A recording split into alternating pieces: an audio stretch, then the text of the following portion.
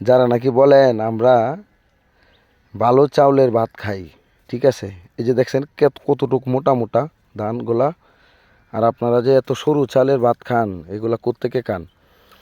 আমাদের এই যে বিস্তীর্ণ এলাকা, এই যে দেখেন সমস্ত মাঠ, প্রত্যেকেই কিন্তু চিকন চিকন চাল খুব কমই করছে। বাংলাদেশের সব জায়গাতেই একই পরিস্থিতি, চিকন চাল খুব কমই করে। ধরেন যে আমার যতটুক, আমাদের গ্রাম্য ভাষা বলে কুরাহি, ধরেন যে আমার যতটুকু ওই প্রয়োজন, আমার এতটুকু সিদ্ধ করব, আমি এতটুকু খাবো 6 মাস, অতটুকু কিন্তু তারা অনুমান করিয়া মনে করেন যে চিকন সরু চালগুলা আর কি, সরু ধানগুলা লাগায়, চিকন ধান এইগুলা মনে করেন যে নিজেদের খাবার জন্য। আর বিক্রি করার জন্য বেশিরভাগই মানুষে এই যে দেখেন মোটা ধানগুলা করে। আর আপনারা যে এই মোটা ধানের ভাত খান তা কিন্তু আপনারা অস্বীকার করেন, কারণ আপনারা তো খান সরু চালের ভাত।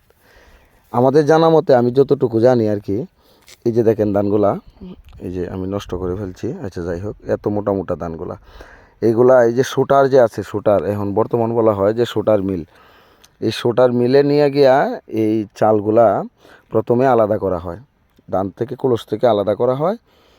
এরপর ওই চালগুলা ব্লেডের সাহায্যে, শুটারের সাহায্যে এই চালগুলা দুই খণ্ডিত করা হয়। করার পর ওই চালগুলা মনে করেন যে থাকবে আর কি, সরু হয়ে যায়। তখন এগুলাকে পালিশ করে, মোম পালিশ করে, করার পরে এই যে ভাতগুলা কিন্তু আপনারা বেশিক্ষণ রাখতে পারেন না, খাইতে গেলে অনেক মানে যখন তখন খাইতে হয়, এইরকম সিস্টেম থাকে। তাই আমি এই কথাই বলবো, আপনারা দেখেন তো, ওই যে আপনাদের যে চালগুলা খান ওইগুলা কিন্তু সরু, কিন্তু লম্বা, সব কিছুই ঠিক আছে। ওইগুলা সিদ্ধ করার পর ওইগুলা এই সোটার দিয়ে কাটা হয়, যার পরিপ্রেক্ষিতে এতটা সরু হয়। আর নয়তো বা এত সরু চাল আপনারা পান কোথায়?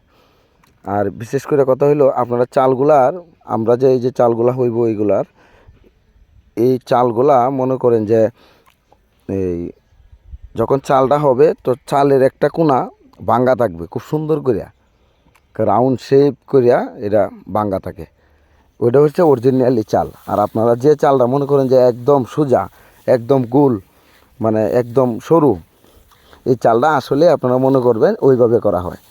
আজকে একটা কথা বলে দিলাম, আপনারা দেখেন, আপনারা যে এত পোটাঙ্গি দেখান যে আমরা চিকন সরু চালের ভাত খাই, আরে আমরা মোটা কাপড় পরি না। এখন আর গৃহস্থ আগে আছে না যে মোটা কাপড়, মোটা ভাত খায়, মোটা কাপড় পরে, কিন্তু আসলেই না, আমরা মোটা কাপড় পরি ঠিক আছে, কিন্তু আসলে সরু চালের ভাত খাই। প্রতিটা গৃহস্থেই সরু চালের ভাত খায় নিজস্ব পদ্ধতিতে।